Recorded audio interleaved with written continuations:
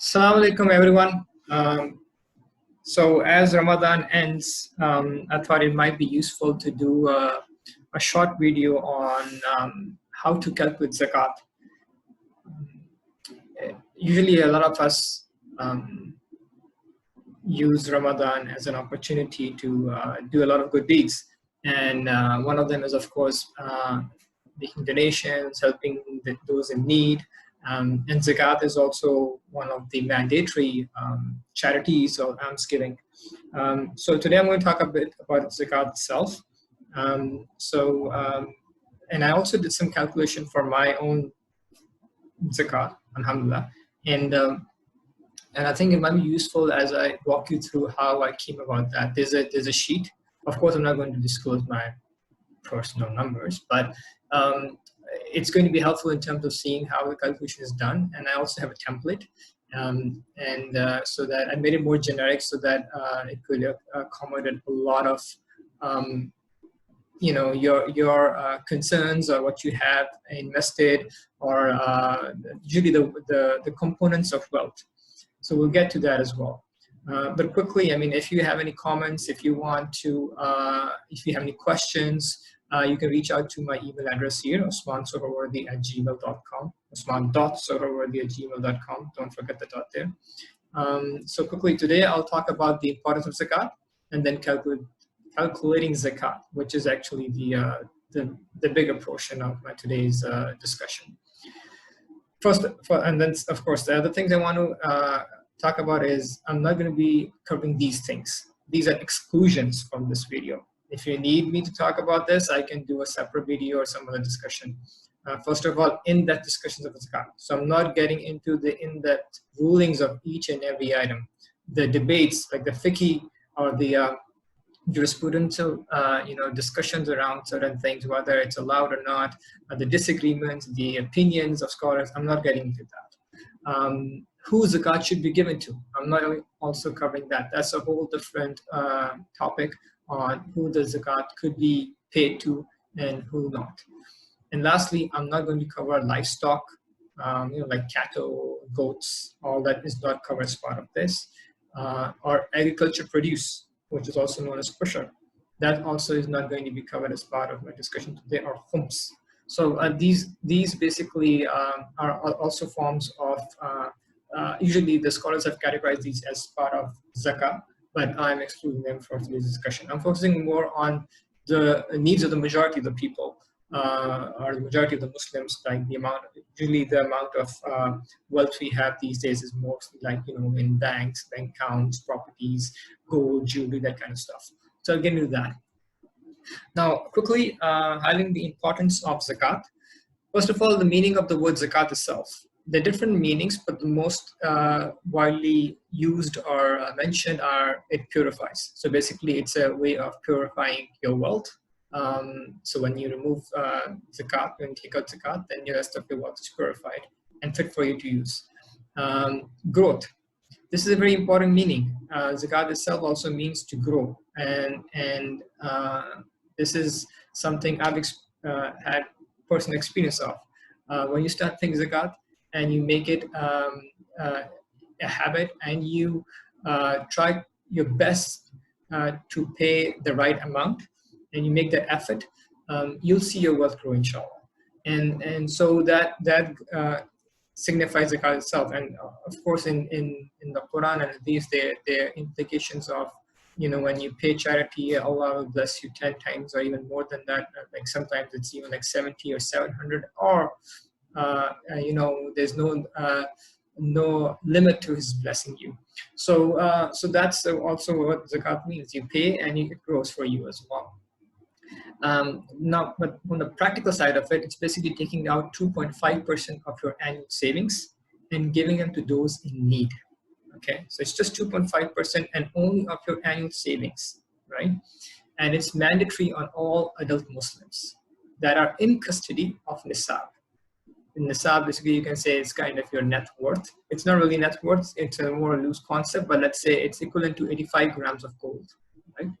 There's also silver, there's also grain, the other benchmarks that you can use, but generally people use the one for gold, which is 85 grams of gold. So the value of 85 grams of gold. You can check the value from any website that has gold rates. Sometimes in newspapers as well, you get those numbers, so it's easy to get that. It is the third pillar of Islam. So after the Shahada and Salah, the third one is basically Zakat, even before fasting, and it connects the individual to the community's welfare. Okay, so the purpose is that an individual who's virtuous, who's God-fearing, who has taqwa, is now concerned about the community as well and wants to help the community to grow as well. And that's why in the Prophet ﷺ's time, you'll see that when he came to Medina after a few years, when the institution of Zakat was implemented, it was within a few years that no one was left who could be paid Zakat. So, and that also happened in the Khulafa's time, that in Yemen as well, when Zakat was instituted, after a few years, there was no one left to pay Zakat. So when Zakat is paid properly and it's implemented in the right way in a certain region, it is supposed to be a source of means of uplifting the people out of poverty and making their lives better. Okay. And lastly, Zakat is paid on one's remaining wealth, not total income. That is a very important concept. Zakat is not like tax. Tax, you have gross income and there's a 20, 30, 40% tax on top of that, and that's it. Zakat is, on the other hand, it's basically you get to spend as much as you want. You spend it on whatever you want, and at the end, what's left with you is basically your excess, and out of that, you pay only 2.5%. So that's the beauty of Islam. It's more lenient.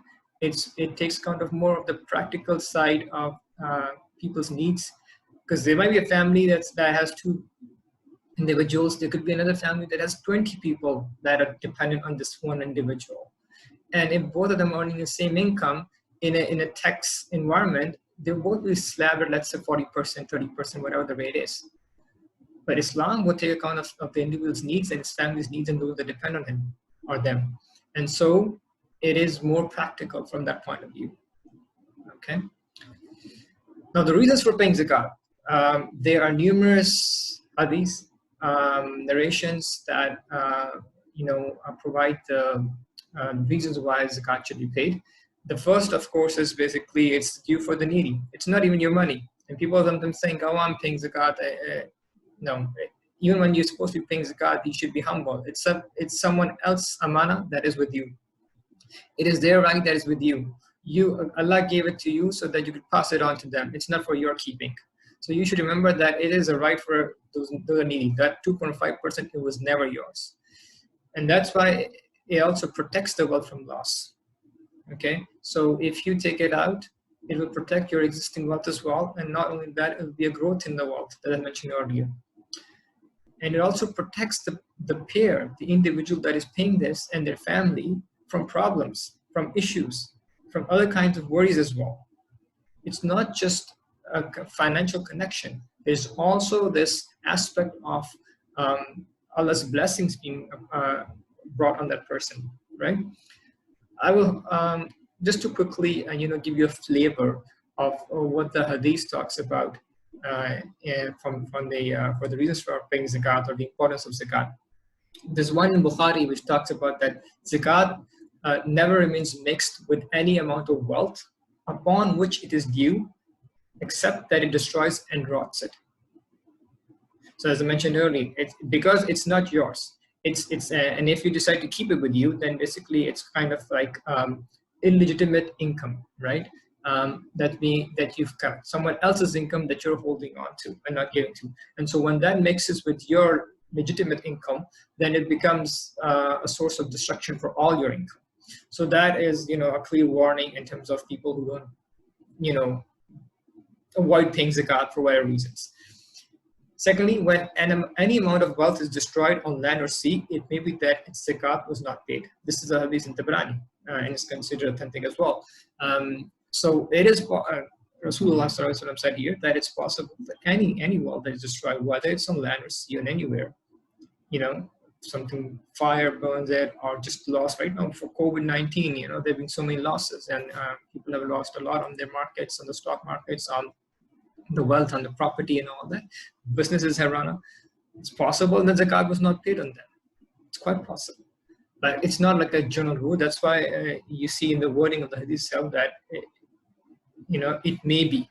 And that's the important thing to keep in mind here as well. Because Allah also tests people he loves, right? He tests those as well he loves. And so it's possible this one person who pays zakat might also suffer some losses, some issues, for other reasons that only Allah knows.